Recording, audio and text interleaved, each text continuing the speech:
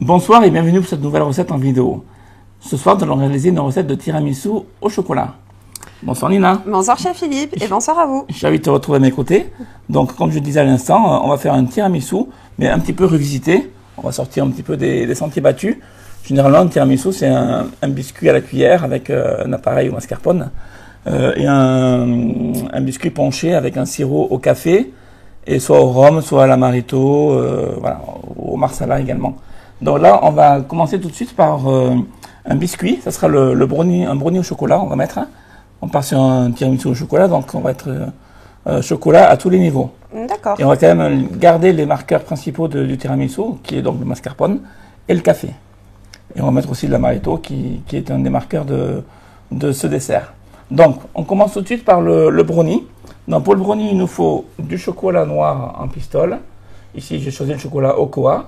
Vous pouvez bien sûr le faire avec un autre chocolat de ce que vous avez à la maison. Hein. Prenez un chocolat de qualité, par contre, pas un chocolat de supermarché en tablette qui certes, ça va fonctionner, mais les goûts ne sont pas les mêmes. Du beurre, du jaune d'œuf, du sucre, des blancs d'œuf, encore du sucre, de la farine et des noisettes. Dans le brownie, on va remplacer les noix de pécan par de la noisette pour un petit peu sortir aussi des sentiers battus. Donc, on va tout de suite mettre le beurre et le chocolat dans la casserole. Alors ça, on pourrait le faire au bain-marie, on pourrait le faire au micro-ondes et on peut le faire également sur le feu directement à une chaleur relativement douce pour que le beurre fonde, le chocolat fonde, sans cuire et sans brûler, bien sûr. Alors, pour cette recette, bien évidemment, on vous mettra le lien de la recette dans la barre des commentaires. Elle sera évidemment accessible sur notre site meilleurduchef.com.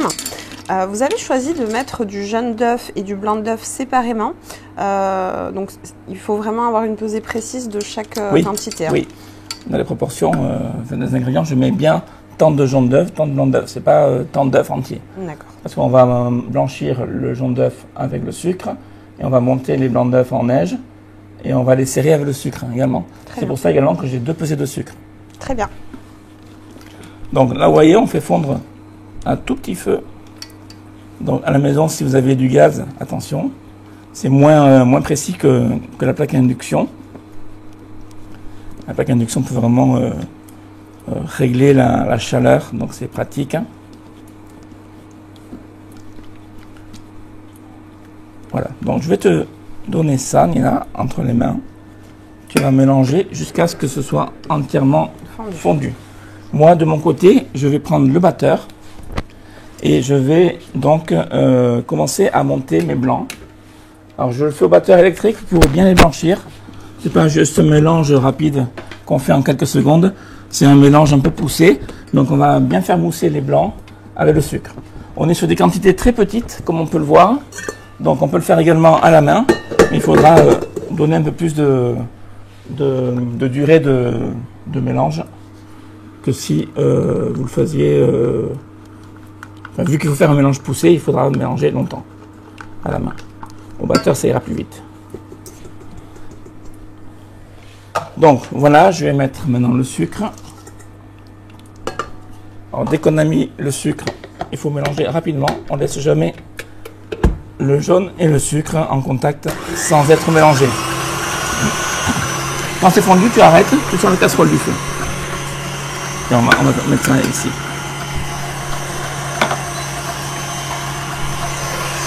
Donc, pour pouvoir mélanger mes œufs et mon sucre facilement, j'ai dégrafé mon fouet pour récupérer 2-3 mm, que le fouet vraiment repose au fond de la cuve et qu'il puisse bien ramasser donc tous les éléments. En attendant, je vais me préparer une seconde cuve. Alors, à la maison, vous avez qu'une cuve, il n'y a pas de souci, vous le faites l'un après l'autre. Je vais mettre mes blancs, prêts à être battus pour la suite. On n'a pas besoin de faire vieillir les blancs d'œufs pour cette recette. Hein.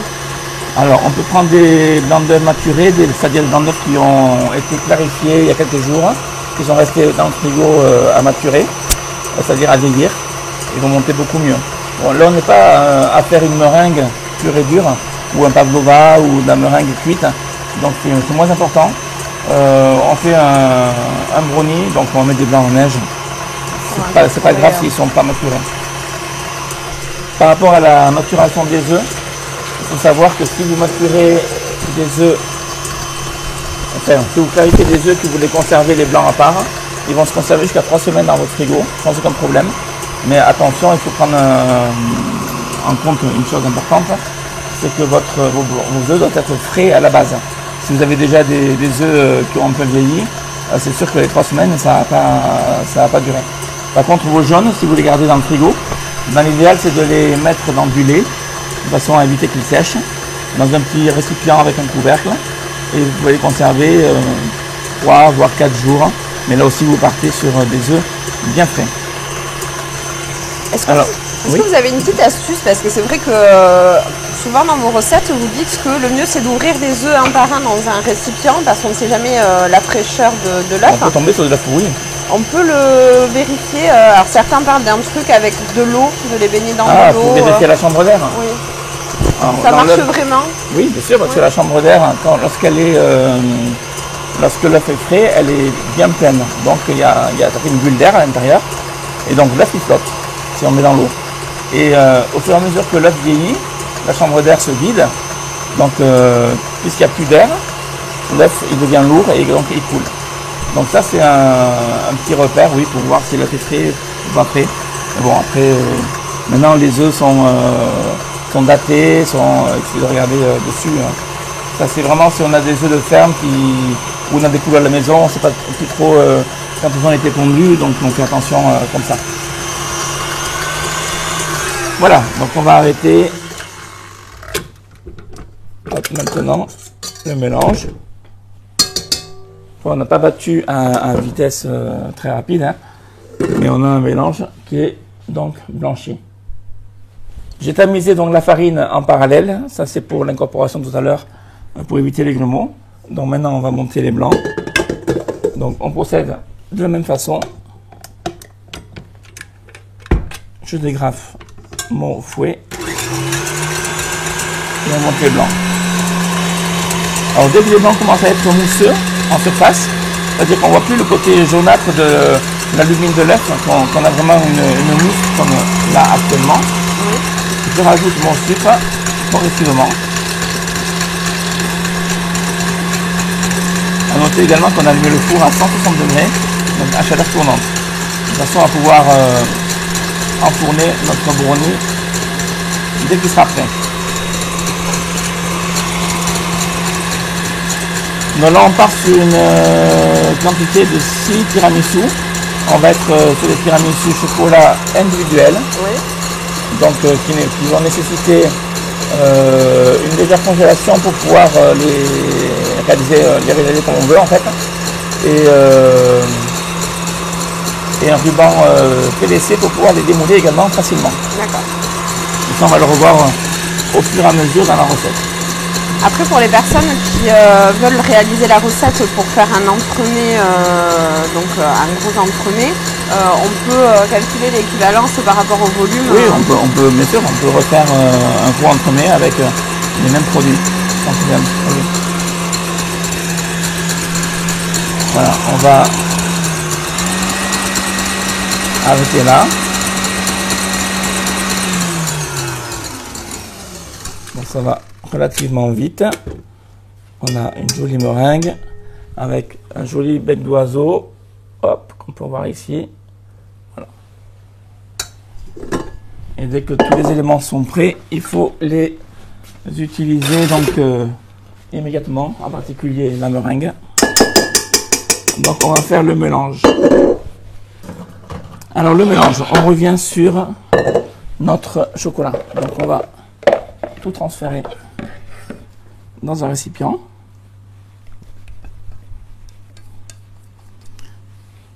Le mélange chocolat-beurre ne doit pas être chaud, ou alors à peine tiède.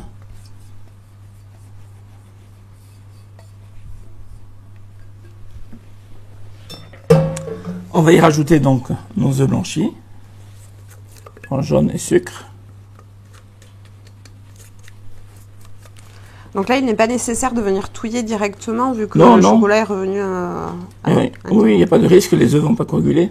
Les œufs coagulent à 86 degrés, donc on est loin de cette température-là, donc il n'y a pas de souci. Voilà, je vais faire le mélange.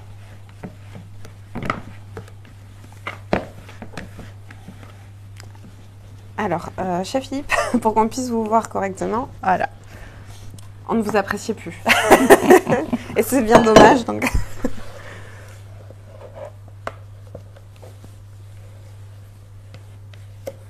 Voilà. Vous voulez voir en gros plan, c'est ça? Ah ben, ça ferait mal au cœur de nos spectateurs si on ne pouvait pas vous regarder réaliser la recette. Donc là, je vais rajouter maintenant les blancs en neige. On est sur une petite quantité de brownie, mais c'est un brownie qu'on va cuire sur une fine épaisseur en fait. On va pas faire un brownie épais comme on le trouve habituellement. Alors c'est vrai qu'en général dans les recettes de brownie, on n'a pas tendance à battre, à monter les œufs en neige. Là du coup, on va avoir un brownie qui va être plus aérien. Oui, qui va être un peu plus léger, tout à fait. Voilà. Et avant même d'avoir terminé de mélanger mes œufs, je mets ma farine. Et je termine comme ça le mélange pour incorporer le restant des œufs. Dans les œufs, c'est les blancs en neige. Hein. Et incorporer également ma farine. Un soin particulier à apporter au moment de l'incorporation de la farine et des œufs pour pas que ça retombe peut-être ou pas délicatement, il faut pas mélanger au fouet parce que sinon tout va retomber et là ça va être la catastrophe. Donc toujours très délicatement jusqu'à ce qu'on ne voit plus du tout les blancs d'œuf en surface, qu'il n'y ait plus de grumeaux. Voilà, on obtient donc ceci. Donc maintenant on va mettre en cuisson notre biscuit. Donc plaque à pâtisserie, toile silicone.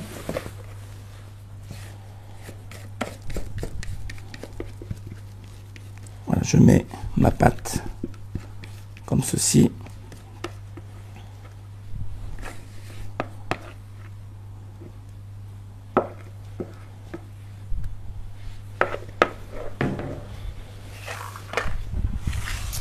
Voilà.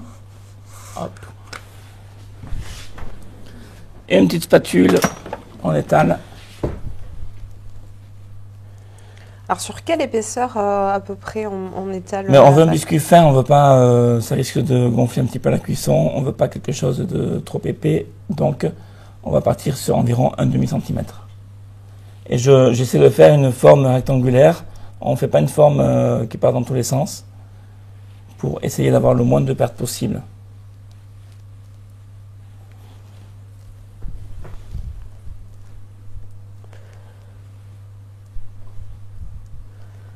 Alors pour les inconditionnels du tiramisu, c'est une recette revisitée qu'on vous propose ce soir avec un mariage de chocolat et de café. Bon, on l'a vu dans d'autres recettes, hein, c'est un accord de saveurs qui matche très bien. Donc c'est une façon de surprendre vos convives également avec quelque chose d'un peu original comme recette. Je fais bien de le préciser parce que les inconditionnels du tiramisu risquent de tiquer un petit peu sur la recette. Évidemment, on la revisite, donc c'est pas la traditionnelle. Donc j'ai mis mes noisettes dans le papier pour les broyer un petit peu.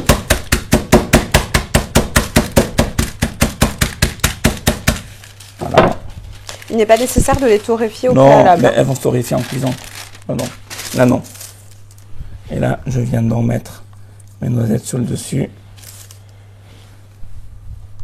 Et on va enfourner donc 160 degrés, j'ai dit. 160 degrés pendant... on va voir à l'œil, vu que c'est pas un tiramisu qui est sur une épaisseur comme on le connaît, on reviendra sur le temps de cuisson précis en fin de cuisson. C'est presque un dessert qu'on pourrait manger comme ça à la rigueur. Ah bah oui, bien sûr, c'est un biscuit au chocolat. Hein. Voilà.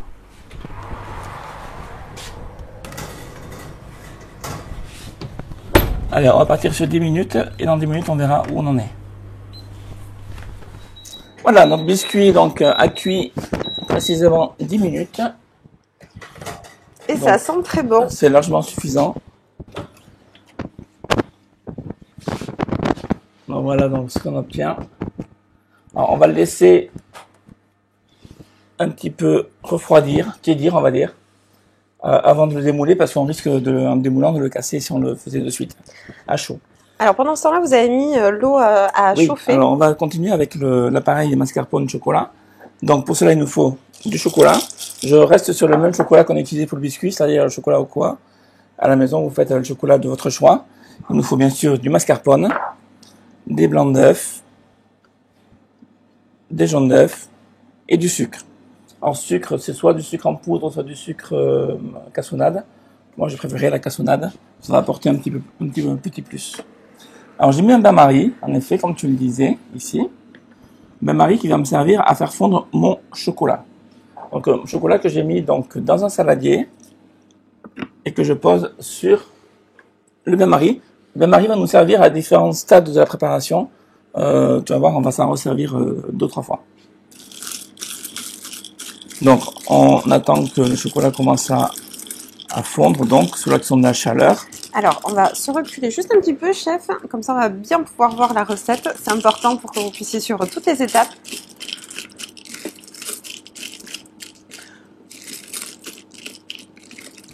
Donc, le chocolat est en train de fondre. Donc, cette fois-ci, bain-marie, pas au micro-ondes, parce que... On pourrait, mais j'ai besoin d'un bain-marie tout à l'heure pour mélanger mes œufs avec le sucre.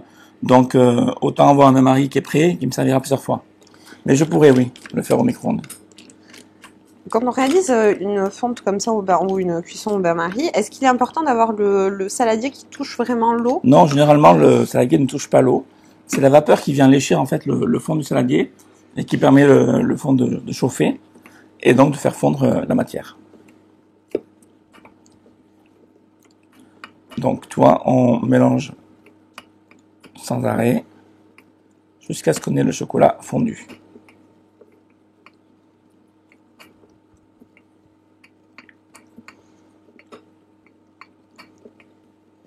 Donc on le rappelle, hein, là vous avez pris un chocolat noir de type Ocoa, c'est ça? Oui, c'est le Ocoa là. Voilà, mais vous pouvez réaliser cette recette avec d'autres types de chocolat tant que c'est un chocolat de qualité et pas un chocolat dit chocolat pâtissier de grande surface par exemple. Ici on est sur un chocolat de couverture, c'est un chocolat qui permet de faire et de la pâtisserie et de la chocolaterie en fait, des bonbons, des enrobages, des moulages. Donc on est vraiment sur un chocolat qui en plus est fluide. C'est-à-dire que lorsqu'il est fondu, il est très souple. Certains chocolats pâtissiers qu'on peut trouver en grande surface vont avoir plus une texture plus épaisse et un goût bien sûr beaucoup moins agréable. Ça reste du chocolat, hein, ceci dit. Hein, là, vous faites avec vos possibilités, ce que vous trouvez. Peut-être aussi une question de budget, donc à voir.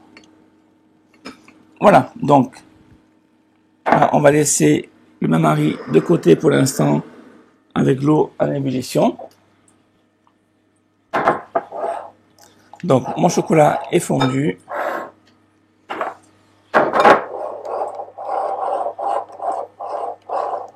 Voilà, je mélange un petit peu pour que le chocolat refroidisse légèrement, parce que le saladier est quand même très chaud. Je vais même, pour faciliter la chose, le transvaser dans un cul de poule plus grand.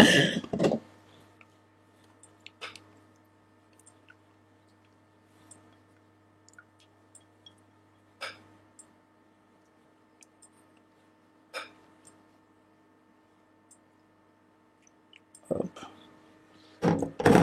Voilà. Donc, à ce chocolat, je vais rajouter mon mascarpone. Hop.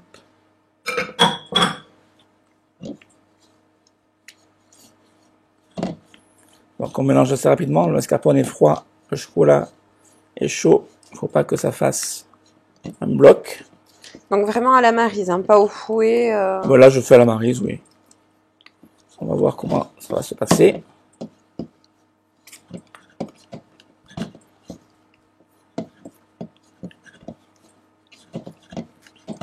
Il me faut en fait une mousse mascarpone qui est de la tenue. Faut pas, parce que le mascarpone généralement c'est très souple. Oui. Et là je veux faire un pochage sur mon entremets une fois qu'il est monté. Donc il me faut une texture. Et cette texture je l'obtiens par le mélange que je fais là. Le chocolat déjà, il va faire un petit peu effet ciment, donc il va me donner de la texture. Donc là, je mélange d'abord mon chocolat au mascarpone. Donc ça, il faut le faire assez rapidement. Vous voyez qu'il se mélange bien au mascarpone, qu'on ait une couleur bien unie. Il ne faut pas qu'on ait des petits morceaux de chocolat qui se forment du fait qu'on ait mis le mascarpone froid.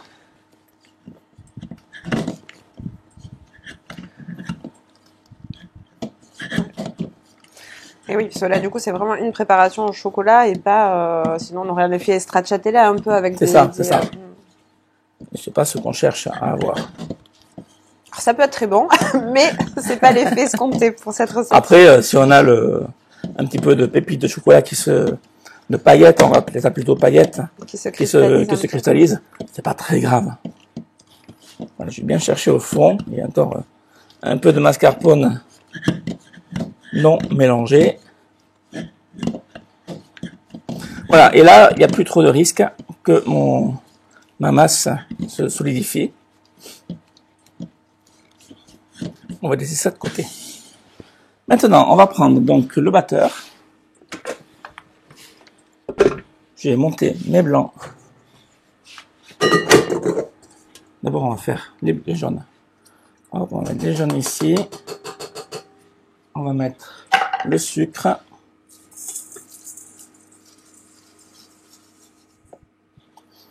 Et en fait, ce mélange, j'ai mis un peu trop tôt sur le batteur, on va le monter au bain-marie. Donc je t'ai dit qu'on avait servi plusieurs fois de bain-marie. Donc là, on va s'en servir une seconde fois.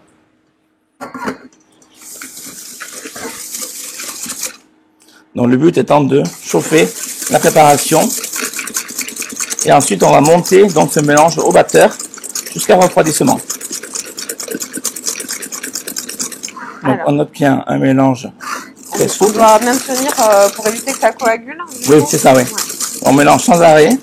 Je rappelle que l'œuf coagule à 86 degrés.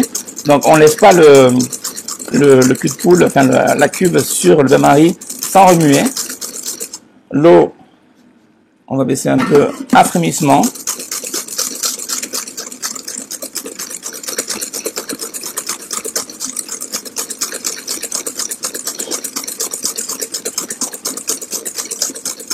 Voilà, je vais chercher à chauffer donc légèrement ma masse. Ça, je vais le vérifier avec un petit thermomètre. Je suis à 38 degrés. Tiens, tu vas me prendre le thermomètre et tu vas me contrôler la température. Donc, tu vises vraiment sur la partie préparation. Voilà, on est à 49. Ouais.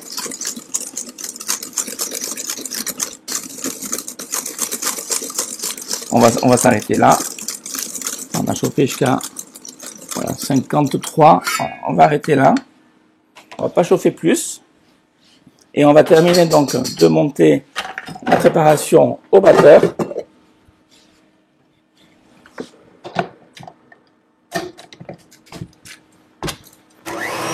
Jusqu'à ce qu'on ait une masse vraiment bien volumineuse qui prend du volume, qui blanchit légèrement. Alors à ce stade de la recette, tous les cristaux de sucre ne se sont pas dissous encore. Ah non, pas encore. Ils vont terminer de se dissoudre là.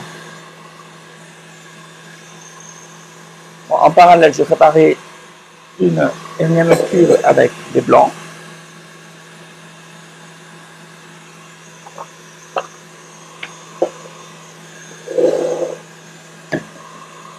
Voilà, là on est sur une texture qui reste bien souple. Hein. Elle est ferme mais souple. Alors cette préparation-là, cette partie de la recette est à faire au même moment. On ne peut pas préparer ça à l'avance, sinon ça... Ah mais non, non. Et on ne fait pas... J'ai commencé à dire tout à l'heure, on va verser les blancs dans la cuve et en fait, j'ai pas mis les blancs, j'ai mis les jaunes. Les blancs, on va les monter en dernier parce que la meringue, une fois qu'elle est montée, c'est pas une meringue, c'est des blancs en neige là. Ouais. Une fois que les blancs en neige seront montés, il faut les utiliser rapidement. Sinon après, ils commencent à grainer et ça change de texture. Ça, on le fait en premier pour bien faire le mélange. Ça prend un peu de temps, tu vois, de faire fondre le chocolat, de rajouter le mascarpone et d'avoir cette masse qui devient homogène et qui reste souple. Il ne faut pas que ça devienne un bloc. Et donc ça qui est un peu long, on le fait entre les deux.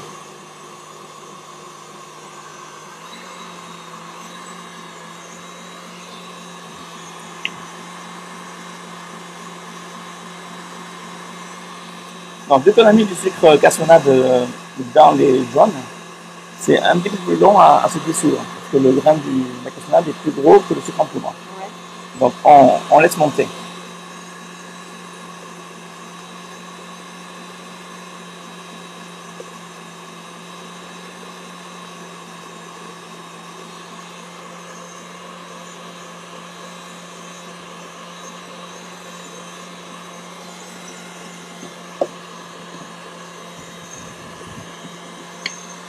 Alors du coup, c'est vrai que par rapport au type de sucre qu'on a utilisé, on a quand même un mélange qui est plus clair là que celui qu'on a obtenu au départ, en mettant sur le bain-marie.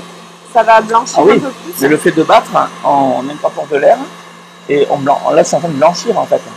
Et le terme blanchiment, il y a une connotation à la couleur. Donc blanchiment, c'est le mélange des œufs ou des jaunes avec du sucre, une coloration qui s'éclaircit, une prise de volume. D'accord. Voilà, on va bientôt arrêter.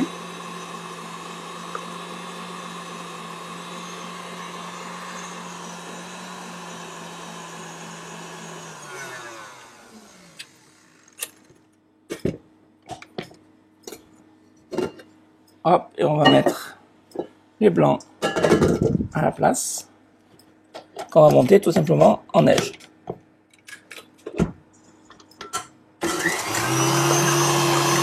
Donc, je vais commencer à faire mon mélange ici. On va se pousser ça un petit peu. Voilà.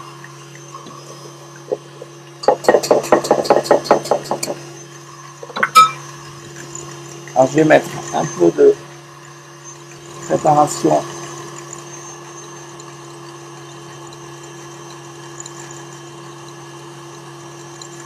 On va commencer à détendre en fait la masse au mascarpone et au chocolat. Ouais.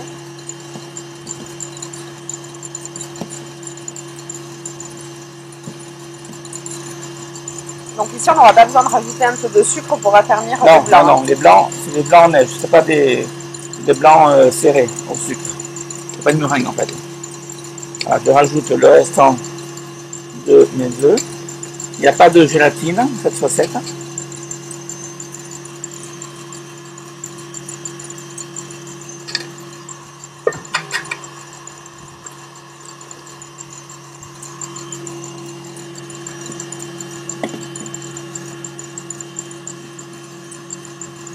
Voilà, j'assouplis bien la masse. Donc on voit que ça s'assouplit au fur et à mesure qu'on incorpore. Là, je détends la préparation.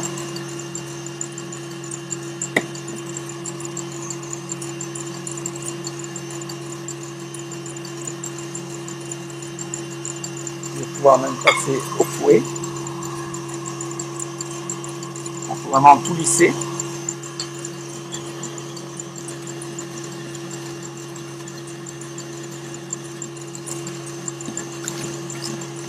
Est-ce qu'on peut monter des blancs en neige, par exemple, comme une crème fouettée? Si on les monte trop, on va avoir des blancs qui vont devenir granuleux. D'accord. Donc, on ne va pas les monter trop, mais il faut les monter quand même suffisamment pour que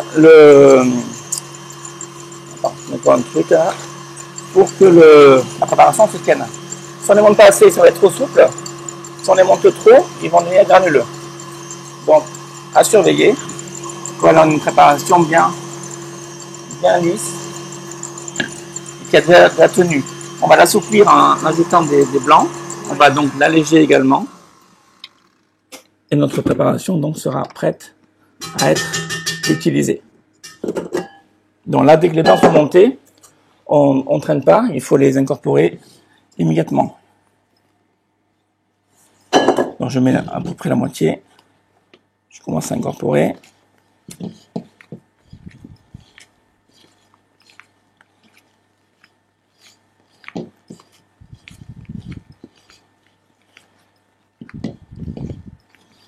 Voilà, pour avoir quelque chose de léger. Donc on incorpore en plusieurs fois. Oui, en 2 fois. Et j'attends pas d'avoir incorporé entièrement la première partie pour ajouter la seconde Ça, c'est pour éviter de trop mélanger. Je peux éteindre la plaque. Hein.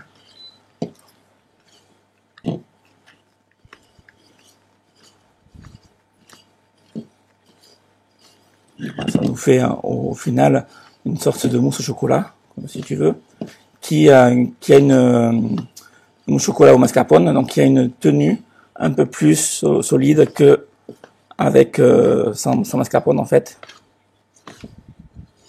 Et là on obtient quelque chose de très onctueux. Alors c'est une recette qui, je pense, va faire plaisir à certains de nos spectateurs qui sont fans de votre recette de mousse au chocolat. Donc là, bah, c'est une autre version un peu revisitée. On pourrait même l'imaginer comme un dessert seul finalement, de faire une oui, on pourrait le servir en verrine, bien sûr. Voilà, donc maintenant, on va laisser ça de côté pour l'instant. On va se débarrasser du batteur pour faire un peu de place. On va prendre nos cercles à mousse. Donc, ce sont des cercles à mousse de diamètre 8 et de hauteur 4,5. Donc, ce sont des rations individuelles. Et avec ces cercles à mousse, on va détailler des petits fonds de biscuits. Donc, on va commencer par retourner le biscuit sur une feuille de papier. On retire la toile silicone, ça se décolle tout seul. On retire toujours à froid, hein, c'est oui, ça? Oui, oui. Sinon le biscuit va s'abîmer, va se déchirer. Et voilà, je veux garder quand même un biscuit entier. Je vais le remettre juste dans le bon sens pour permettre de voir un peu mieux ce que je fais. C'est plus, bon, c'est cassé, c'est pas très grave. C'est plus par rapport au, c'est pas grave, hein, on va récupérer les parties pleines. C'est plus par rapport aux fruits secs que je vois toi. Il y a la noisette. Et je veux que la noisette se soit présente dans mes entremets. Donc on va entailler. Même si j'arrive pas à tirer 6 disques de biscuits totalement entiers, on pourra faire avec 2 petits morceaux. Voilà. C'est très joli, on dirait presque des petits sablés aux éclats de fruits secs. Là. Voilà, je vais en faire un. Donc, je vais le prendre délicatement parce qu'il est un petit peu abîmé.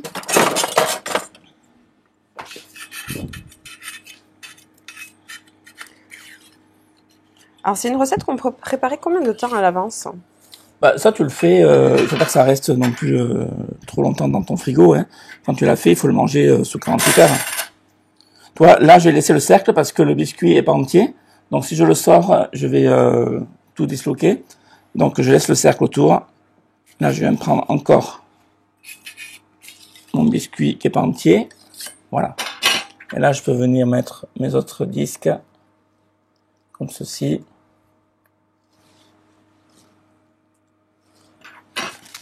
Alors ça, on va le garder. On va le garder parce qu'on va s'en servir. On va mettre les chutes devant. Des petites inclusions dedans. Oui. On va pas tout mettre, mais on va mettre du biscuit. Donc, ruban PVC. Oui. J'ai pas mis les cercles parce qu'il faut intégrer le ruban PVC. On va mettre donc le ruban PVC à l'intérieur du cercle pour faciliter le démoulage. Alors ça, c'est important pour vraiment avoir une aisance au niveau du démoulage. Sinon, il va falloir chauffer l'extérieur du cercle. En faisant chauffer le cercle, on fait fondre partiellement la préparation et on perd en qualité. D'accord. Tandis que là, parce qu'on va passer par une étape de congélation. Là, en mettant le ruban PVC, on va être vraiment sur une finition parfaite sur le contour. Donc, comment faire pour mesurer la longueur de ruban PVC qu'on veut utiliser? Mais c'est facile, vous mesurez par l'extérieur et vous faites des tours. Alors, si vous en voulez un, vous faites un tour.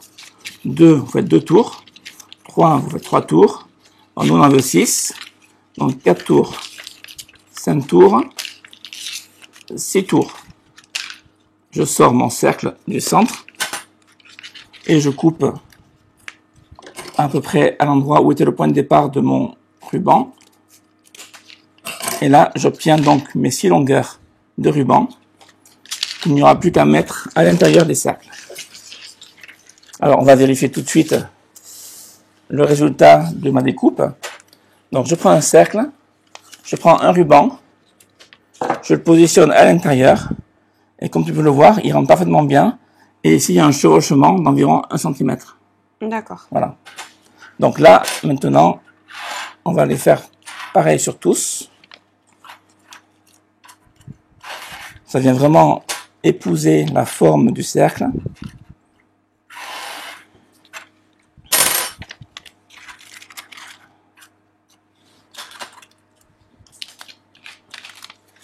Ici, je vais essayer de l'intégrer comme ceci. Voilà. Ça passe, hein. Malgré qu'il y ait le biscuit, ça passe sans problème. Et ici. Il faut que ce soit bien calé contre le cercle. Et on le fait rentrer un petit peu en force. Voilà, maintenant je peux venir placer mes cercles. Je vérifie que le ruban soit bien en place.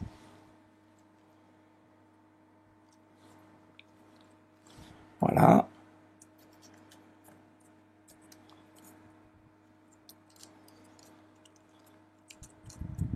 Voilà. Et voilà pour le dernier. Alors c'est une opération un peu technique, mais qui est pas Oh compliquée à non, il n'y a faire. rien de compliqué, non, non. Donc, on prend son temps tranquillement à la maison. Il n'y a rien de compliqué, il ne faut pas avoir fait des études pour arriver à faire ça. Hein. Voilà, je transfère sur une plaque à pâtisserie pour déplacer tout ça facilement une fois que ça sera rempli. On le fait bien sûr de préférence avant de le remplir parce qu'après on va tout abîmer. Et voilà. Donc maintenant tu vas aller me chercher le sirop de sucre de canne, s'il te plaît. Un café qu'on a réalisé également à l'avance.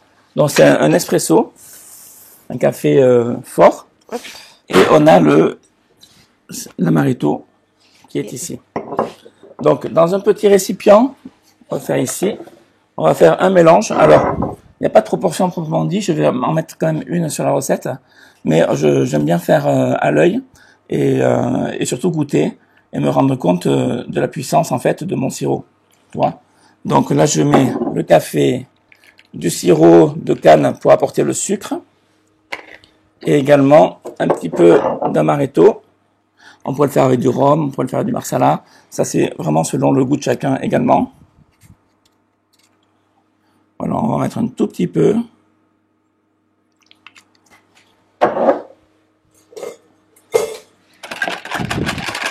Voilà, je mélange bien. J'ai mon sirop de penchage. Alors, j'aime bien utiliser le sirop de sucre de canne parce que c'est un produit qui est prêt à l'emploi en fait. Pas de sirop à faire, de l'eau, du sucre, faire bouillir, laisser refroidir.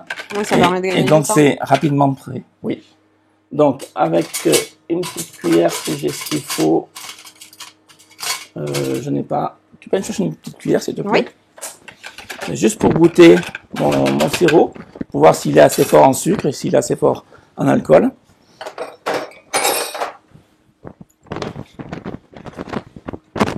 Voilà. C'est pas de la gourmandise. C'est juste pour vérifier. Je trempe ma cuillère. Oui, c'est pas mal. On sent le café, on sent le sucre. Faut pas rajouter trop de sucre non plus pour ne pas trop sucrer l'entremets. Et là, on obtient un bon résultat. Donc, maintenant, on va poncher notre biscuit. Donc, avec un sirop. Je prends donc du sirop avec mon pinceau. Et je dépose simplement mon pinceau sur le biscuit. Sans appuyer plus que ça. Alors, hop. Au niveau de la quantité, pour qu'on voie bien, c'est léger, on ne vient pas vraiment imbiber non, c'est léger, oui, oui. Le biscuit. Hein. Oui, oui, c'est léger.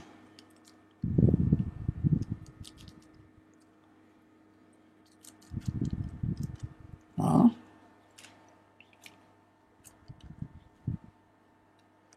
Je suis pas là pour détremper le biscuit, c'est juste lui garder du moelleux en fait en l'imbibant et lui donner un petit goût sympathique avec le café et l'amaretto.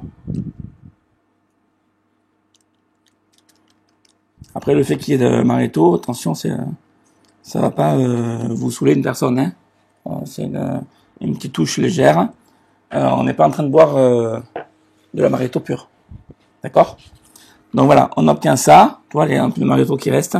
Il va s'imbiber tout seul le temps que je prépare ma poche à douille pour la suite. Alors, on a de la préparation qui a une bonne texture. Texture un peu mousse chocolat. Donc, ça va être parfait. On va prendre une poche à douille. On va mettre une douille du coup ou Non, pas? pour le remplissage, non. Je prendrai une seconde poche pour la suite, pour la décoration.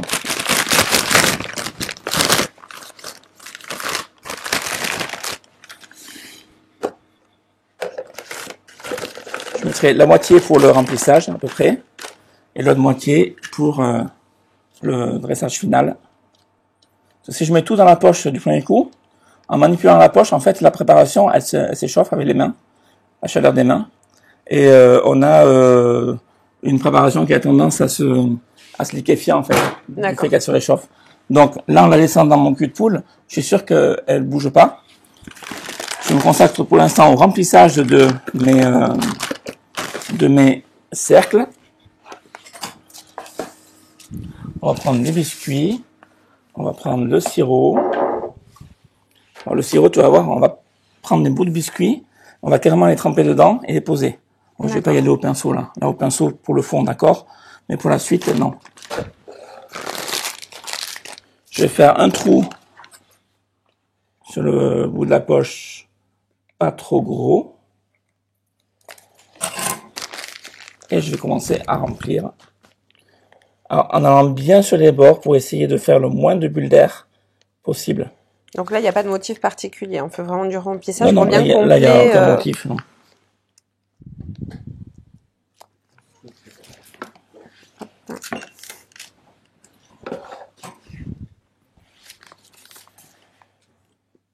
Nature. Faut qu'on se cale. Voilà.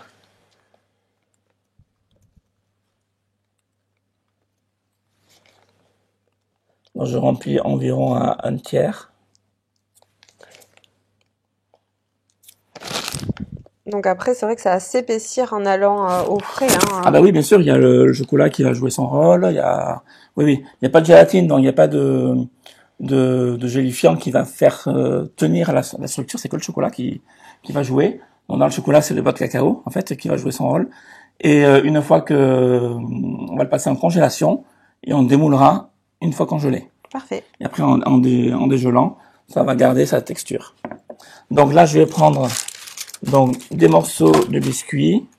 Alors, je vais prendre des morceaux quand même un peu épais. Alors, on trempe, on ressort. Hein. On va vite, hein, parce que c'est un biscuit qui est souple, vu qu'il est épais. D'ailleurs, tu as vu tout à l'heure, il s'est déchiré. En voulant le remettre à l'endroit, je l'ai déchiré. C'est pas grave du tout. Mais je prends les parties les plus épaisses. Je trempe, je ressors et je pose. Ça va apporter une inclusion, une mâche supplémentaire. Une mâche, voilà. Toujours qu'il y a un bon rapport biscuit-mousse quand on fait un entremets. Un entremets qui est trop riche en mousse, mais c'est écœurant à force. Il faut toujours trouver cette mâche durant la dégustation.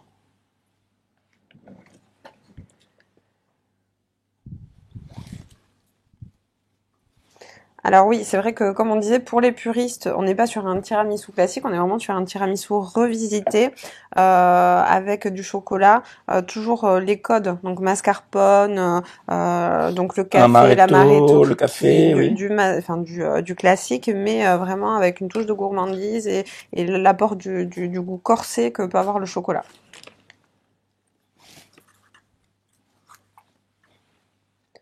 Disons qu'il faut innover aussi, parce que à force de faire du classique, on les a tous fait à force. Et voilà, on va faire quoi si on ne fait pas de l'innovation? Oui, et puis la noisette va apporter aussi du craquant qu'on n'a pas forcément dans le tiramisu, donc c'est une revisite. Voilà. Et pour ceux qui veulent la vraie recette du tiramisu, ben, allez sur le site. Vous en avez plusieurs versions, dont la traditionnelle, donc n'hésitez pas à vous y rendre et vous trouverez votre bonheur si c'est ce que vous recherchez. Voilà. Donc, c'est des inclusions. On cherche pas à mettre un disque de biscuit, de brownie qui fasse tout le tour. En déposant mon biscuit, j'ai fait attention de ne pas le faire toucher au bord. Sur les bords, d'accord. C'est-à-dire que quand je vais recouvrir de préparation au chocolat, on verra pas le biscuit. Il va rester à l'intérieur.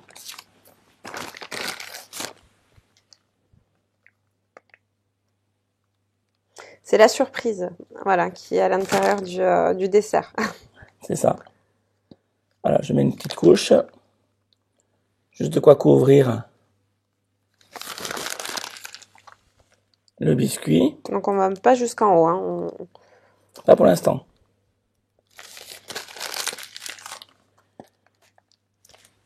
Voilà, il va me manquer un tout petit peu que je vais aller chercher derrière. Ça, on va le faire. On va le faire à la poche, oui. Et le restant me servira vraiment pour terminer le remplissage, en fait, de mon cercle, mais avec un pochage particulier pour faire un petit motif.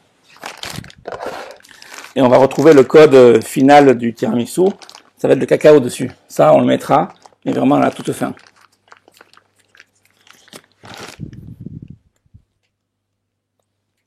Voilà.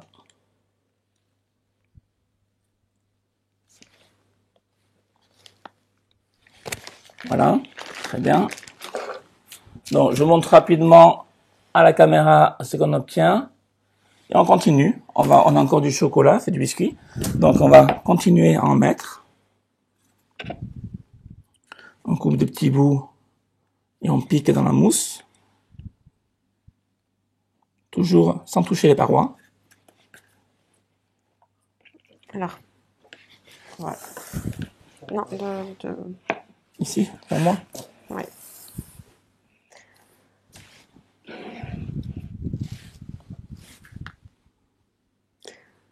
Donc là, c'est pas nécessaire de venir tapoter un peu la plaque ou de tasser hein, à ce stade de la recette. Hein. On va rien tasser du tout. Enfin, si j'ai des noisettes qui se détachent, je les prends et je les incorpore. Qu'on retrouve un peu de croquant. De la machiana, mais du croquant.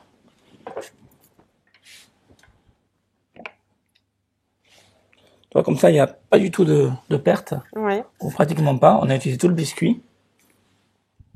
L'important, c'est d'essayer de tirer 6 disques entiers quand on les découpe au début. Toi, même en cassant le biscuit, on arrive toujours à se débrouiller. Et après, l'entremets, lorsqu'il est démoulé, il fait bloc, donc le biscuit ne va pas se disloquer. Il va rester bien entier.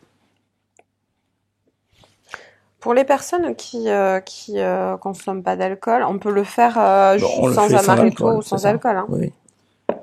On sort un peu du code tiramisu, mais si vraiment l'alcool c'est un problème, on le supprime.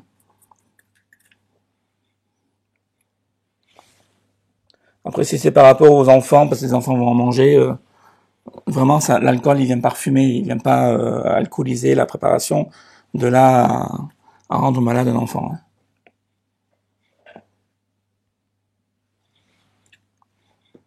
On peut en mettre un petit peu moins également, si on veut vraiment avoir le code du tiramisu. Voilà. Donc, toi, il reste que des miettes. Ça sera pour Clément tout à l'heure, tu lui donneras. S'il est sage.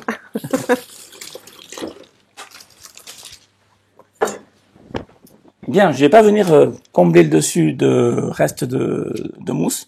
Je vais faire mon pochage final. D'accord. Donc, parce que si je remplissais de mousse et que je viens encore par-dessus faire un décor qui va être un petit peu en épaisseur, ouais, je vais faire un gâteau qui va être trop gros pour une portion individuelle. Donc, je vais terminer mon pochage à l'intérieur du cercle. D'accord. Comme ça, il y aura aucun débordement. Ça va rester bien calibré, bien positionné à l'intérieur de mon cylindre. Donc là, on va le faire prendre au froid du coup. Après, d'accord. je vais faire mon décor et après, on le mettra au congélateur. Donc, à la maison congélateur, nous, on a une cellule de refroidissement. Bon, ça va un peu plus vite. C'est pratique. Mais le résultat final reste le même. Pardon. Donc là, on va prendre une douille cannelée. Alors, vu qu'on est sur un entremets individuel, on va prendre une douille cannelée pas trop grosse. Pas trop petite non plus. On va voir ce que ça va donner.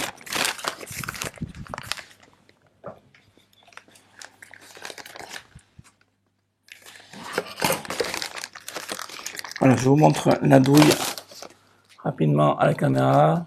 Petite douille cannelée. Voilà. On peut laisser la préparation à température ambiante tout le temps du montage. Hein. Oui, ça ne va pas retomber. Et si on met au frigo, elle va bloquer.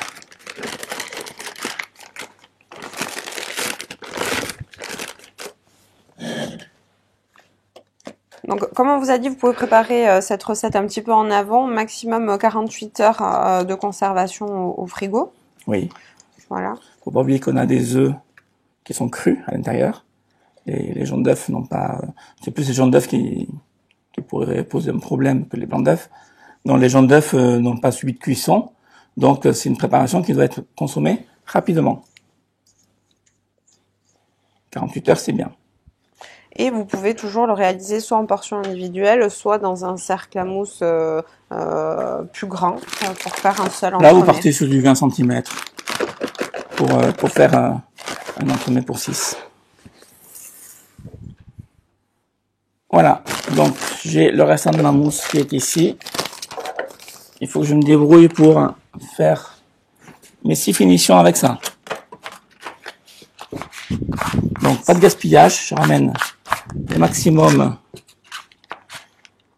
au bout de ma poche. C'est notre challenge du jour. J'utilise une corne, comme ça il n'y a pas de gaspillage, je ramasse tout.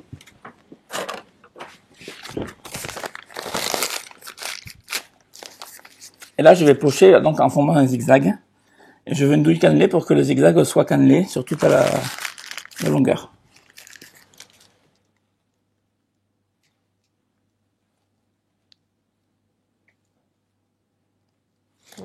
C'est très joli. Donc, on vient obturer en fait le cercle à mousse sans faire une surépaisseur qui va faire un dessert trop gros, comme je le disais. Et on vient camoufler le biscuit qu'on a mis en dernier là, qui sera donc à l'intérieur. Très bien. Et je rappelle la finition, mais c'est le cacao qu'on viendra déposer une fois que l'entremets sera totalement refroidi.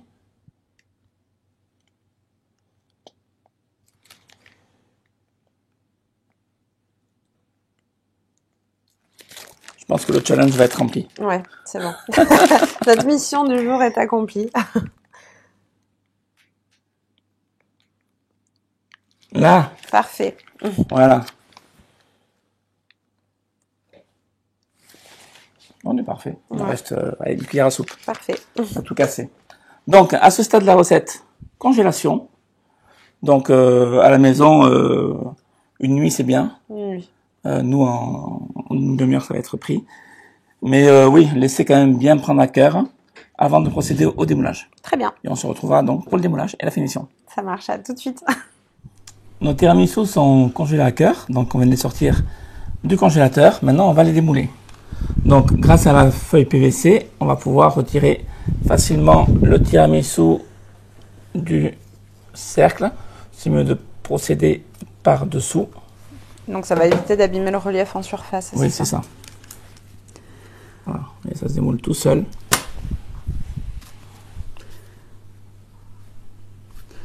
D'où l'utilité d'utiliser une feuille rhodoïde de PVC pour... C'est du PVC, ouais. La rhodoïde est un peu plus épaisse.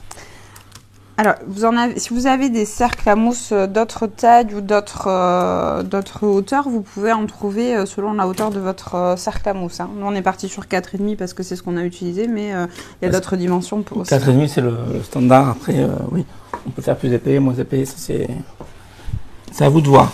Voilà, on retire donc le ruban PVC. Alors, la congélation est nécessaire pour le démoulage.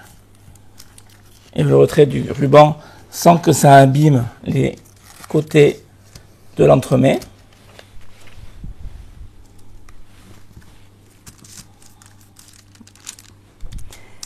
Voilà.